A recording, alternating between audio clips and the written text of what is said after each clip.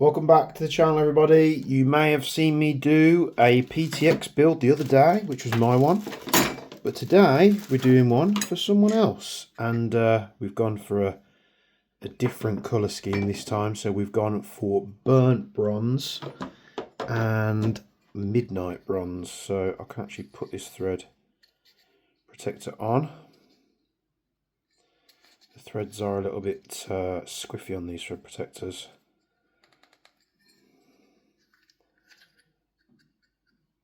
Did have to take a burr off. I had to do it on mine as well. There was like a burr in there, so I might just need to countersink that a little bit more. I'll come back to that in just a moment. That bit's not important. And you can see the midnight bronze. It's a much darker bronze colour. So I've got everything out of the box here. Now you're just gonna have to bear with me, but we'll be putting this together today. The colour scheme is a little bit different to mine. So this is like a two-tone bronze effect. So we've got burnt bronze and midnight bronze. On Mark's PTX, so I did it as I did before. But when I took Mark's PTX apart, as I pulled the trigger out, the magnet just fell out. So the magnet on his wasn't glued in. So I just had to be careful to make sure it was the right way round. And then I've glued this magnet in now, so it should stay in place, because when I took it apart I pulled this out and the magnet just fell out. So if you're doing that to yours, just bear that in mind. But we're going to get to building this thing. I need to it's been a couple of days since I took this apart, so we'll get everything out of the bag and then we can get on with putting this thing together. So it's a bit of a pain with the Cerakote with these things, because of the way they go together and not being able to get the magnets out. Now I'd much prefer to be able to get these magnets out. I tried getting this one out, it just would not come out. So then I can do it in a much easier way. So I have to like put something on here like a steel plate or a bolt just to block this magnet off, because I don't want to sandblast it and I don't want to Cerakote it. Got his engine there, let's get that out. I'm going to be doing some other upgrades for Mark as well. I'm going to be doing a hop upgrade and a barrel upgrade, because I'm not completely satisfied with the barrels that are in these. Try to retain the sticker on there because I don't have another one to put on in its place like on my one, because I changed the engine. So we'll get all these bits and pieces out here. And the upper, you'll see we have a Deep Etch logo. I asked if he wanted anything. He said he wanted a picture of a phoenix. We've had to go for a picture of a phoenix that we found that was taller rather than wide, because we've only got about 15 mils width on this part of the upper part. It's not really a slide, is it? But fake slide, and it came out really well, really clean. Again, this is not like a surface etch. This is a deep etch. And it's come out really, really nice. So what I'll do, see if we can reapply this sticker. I stuck it to back, like a label backing, to see if we could retain it. Now, it's not the end of the world. If not, you can just keep this in his box if he needs it. Hopefully this will stick back down and hold. But like I say, if not, you can just have it in his gun case, just in case he needs the code off it or anything like that. So there we go. When I did mine, I had a replacement engine, and with the replacement engine I got a new one of these, so it was just easy to put it on. So we'll have to just keep an eye on that. So let's get started. I'm going to put the trigger in first. On mine, the trigger was a little bit tricky with the pin, so I had to open it up a little bit because it was binding. I'm going to hope we're okay with this one. This one might be the same, so I might need to just ever so slightly file it out. Let's pull this pin back out. We do get a bit of a build-up of Cerakote on the inside. It's usually very minimal, but easy for us to fix. So I'm just going to take a rounded file. I'm just going to push it through here and just work a bit of that coating off.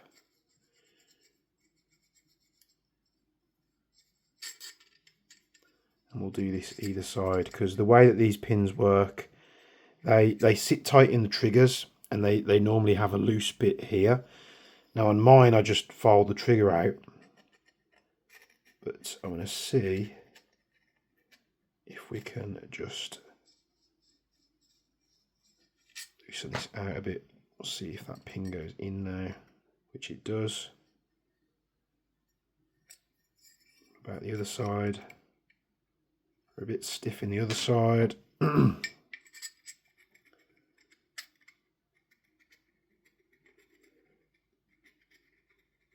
It's the only reason, because you don't normally have a problem with Cerakote with the coatings, putting them on. They go on a micron level thickness. But when you've got like a pinhole here, now you'll spray a bit more because you want to coat the inside of this. It's like an inside edge. So you'll put a bit more on, making sure from both sides you're getting the coating and the colour on. Which when you've got a pinhole like this, it just means sometimes you can get a little bit of build up on the corners. Seem to be okay. That's going to work just fine. So you see how the pins get a bit stuck. I think there's actually like a bit of a burr on the pin, because that went in easily. No, we don't. The last thing we want is a bit of resistance. We want it to flow back nice, because with the PTX having these magnets, I would much prefer them to have fitted like a stiff spring, because the trigger return on them isn't the best. I would much prefer to have a stronger spring in there to force the trigger back when I'm firing, which enables me to get on the trigger much faster. So I had to change a lot of my trigger settings to dial it in, because the trigger return, it's not bad, it's just it could be better. Why they chose to go for magnets like this, I have no idea. So what we're going to do, we're going to push this pin in just ever so gently, like that. That works just fine. We have a couple of grub screws, which are these ones here. That should be a 2mm. 2mm. That's the 1.5. Locking stuff off the side now. Got 2.5, 3. There it is. Staring right at it. 2mm Allen key. You can bottom these screws out because they sit flush at the bottom, and then there's a bit of a gap between the trigger pin. If you watch me do the other one, you know this, but we can just bottom those out.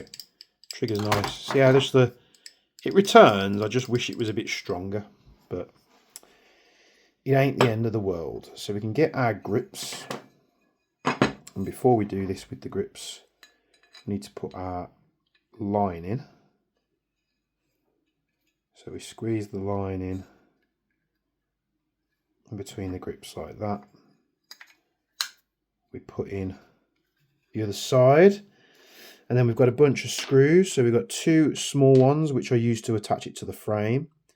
We have 2 long ones that go in there and there, and then we have one that's ever so shorter than these ones but ever so slightly longer than the frame ones, and we can pop those in. These are a 2.5.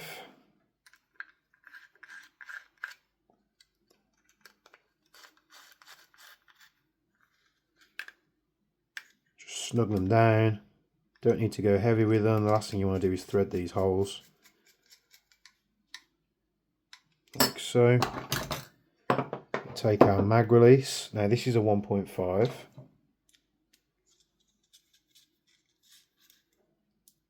And I'm just going to put it back in where I found it, which was on the left hand side for a right handed shooter. These are reversible if you're a lefty. Again, we'll just snug that down. We don't need to go crazy. Actuates. This is the great thing with Cerakote. You're not binding up any of the areas, so you've always got smooth operation. The amount of gas blowbacks that I've Cerakoted and built, I've never had an issue with any type of part tolerance. Cerakote is a very, very good product. So we're going to line this up now. So we keep the airline like this. We're going to use our one finger to push this down like that so it's out the way.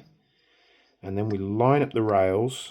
So we've got two rails. We've got one here and we've got one here. And we push that back into place. Take the frame screws, which again is a 2.5. That's a 2. Literally just had it. I get screwdriver blindness.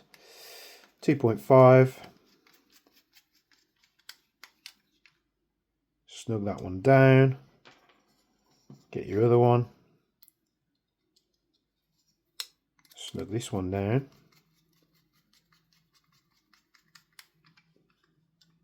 Like so. That is our frame built. It's a very subtle difference, but it's similar to mine, just a different colour scheme. So that's all good to go. Before we can go any further, what we need to do is we need to, in fact no we don't need to reattach this just yet. We can do that afterwards. We can put the engine back on the airline. Oh, wrong one. And we just spin this on, and then we just give it a good turn like that, and then make sure that's all situated. And then what we need to do, we need to take the battery. We will slide this into position where it came from,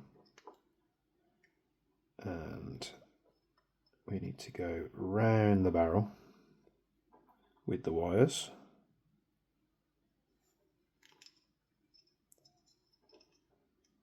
And I will be taking this apart again because I'm going to be doing some barrel and hop upgrades for him, as well as doing mine. But that's going to be a little bit more of a lengthier process because I'm going to have to machine the barrels down because I've had to get slightly longer. Let's flip this round.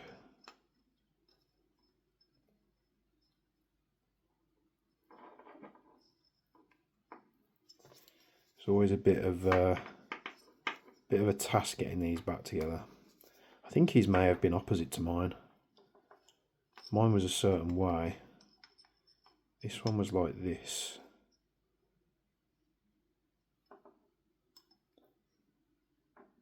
There we go.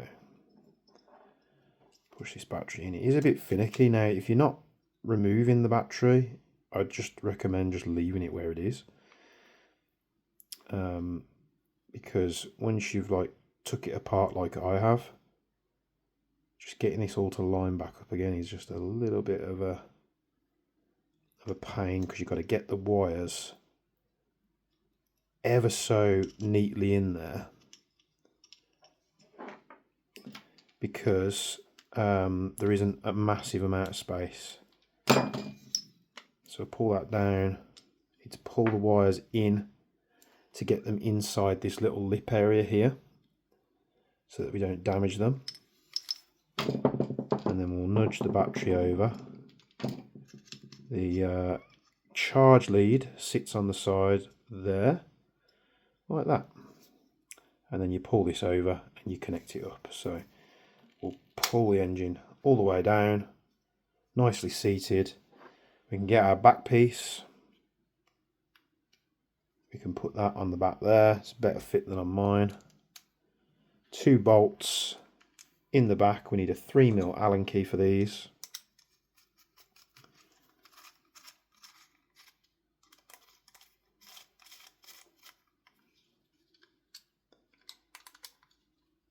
Like so. Right, that is done. Inside this bag, what I have is I have all the fixings as well as the bearing. So we've got 2 little screws, we've got 2 little plastic washers, we've got the hop adjustment screw, and then we've got this tiny little bearing. If I can pick it up, that sits in the selector like that. Now, I'm going to pause the video and do this off camera because it's very tedious getting those screws to line up with this. Last time it took me a bit of time because I didn't have the dexterity in my fingers. So give me a second and we'll be right back. Okay, screws are in. I'm just setting the tension to have a nice smooth selector.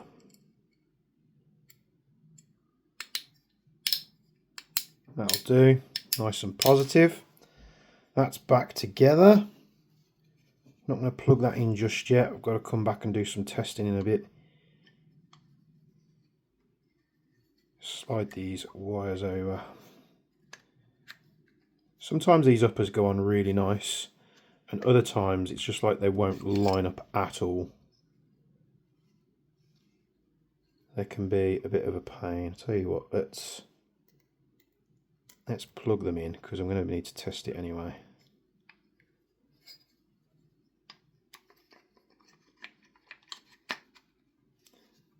There we go. And then what we'll do, like we did before, we get the 3mm, back these screws out, put the upper on, we take the body pin, we shove the body pin in, and then we basically push down, situate that piece on the back. Mine was a little bit stiff after I'd Cerakoted it, which it just freed up after a couple of upper disassemblies. Everything needs to settle back into place. It's not going to fire like mine did because it just needs to be recalibrated. Because we've pulled everything out and put it back in.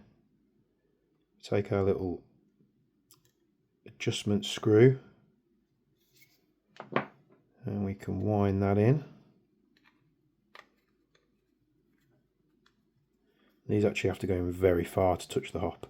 When I was setting mine up the other day, I just kept winding this, and I was like, what on earth? Surely I'm going to destroy the hop rubber in a minute. And then I finally got hop, and when I took the upper off, it had only come out like 1/2 mil. So this is just a really long hole. And there we go.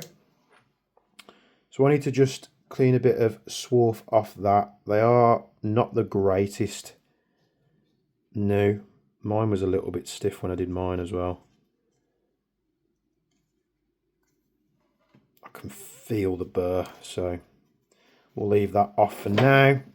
We'll just test the thread with something else. Yeah, see, the thread on the barrel is absolutely fine. There we go.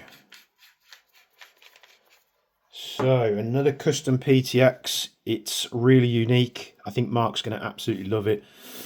I'm filming this Friday night, so it's probably, the video is probably going to go out tomorrow, and I'll obviously be giving it to him. So you guys will see this tomorrow, but by the time you see it, I'll probably already give it to him. They're doing their shop open tomorrow, which is HC2 Airsoft. So they closed down their old site. They've opened up the new site. The new shop is open Saturday and Sunday, 8 o'clock in the morning till 4 o'clock in the afternoon or evening.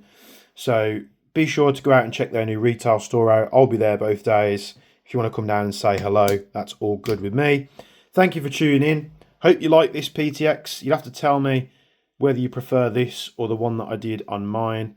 But I think the colours come out really well. I think I actually even slightly prefer this colour.